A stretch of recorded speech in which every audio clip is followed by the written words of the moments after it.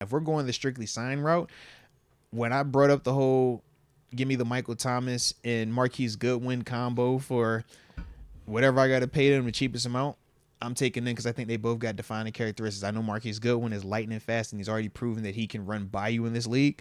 We just got to connect with it. And that's part of the thing. I mean, I don't know if you remember when we played him here a couple years ago. Low key, he the one who smoked Joe, and Fields missed him.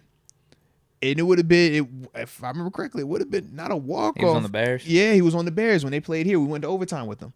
Yeah, but literally he had to hit on, it was a play on Joe, their sideline going into the end zone, opposite the closing zone. Yeah. Okay. And it's like he just missed him. And it's like, that's the type of speed he has. So it's like, yo, give me that, because that's one part that you got to worry about. And I think it's more proven than Quez Watkins. I also feel like for Calvin Austin, that's a lot more of what you want to start looking like, because he's also a former track background. Obviously, he's an Olympian, but in terms of being able to translate the speed and develop the route running and catching and being undersized, because that's the other part. Goodwin's small.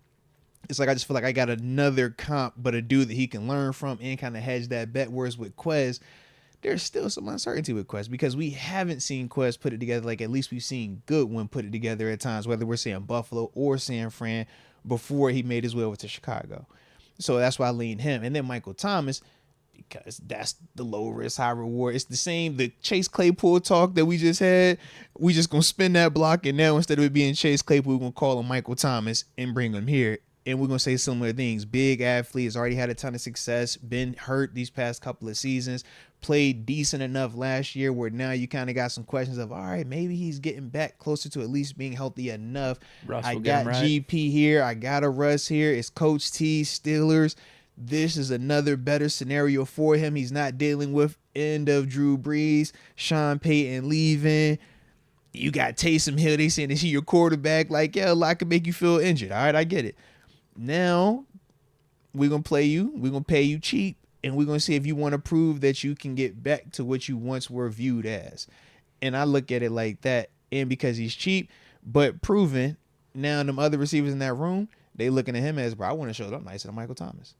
GP, all right, man, Michael Thomas once was one of the highest paid receivers. I'm going to show him that I'm nicer than him.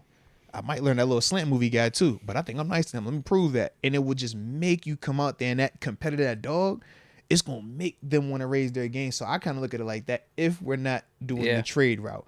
Give me those two specific names because of what those two specific could bring to our scenario. I'm with you on that. Yeah.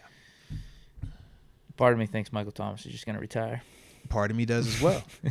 But that's what I'm like, if you don't, I don't think he really wants to prove anything. That's been why I've been so just like, I'm upset with him, because I was pounding the table before he got that check because he was hungry. He had that dog, and then he got paid and he turned fat. And I get it. We say, like, some people, bro, you get that check and it's like, yo, this is what I was doing it for. I got it. I'm done now. I'm cool.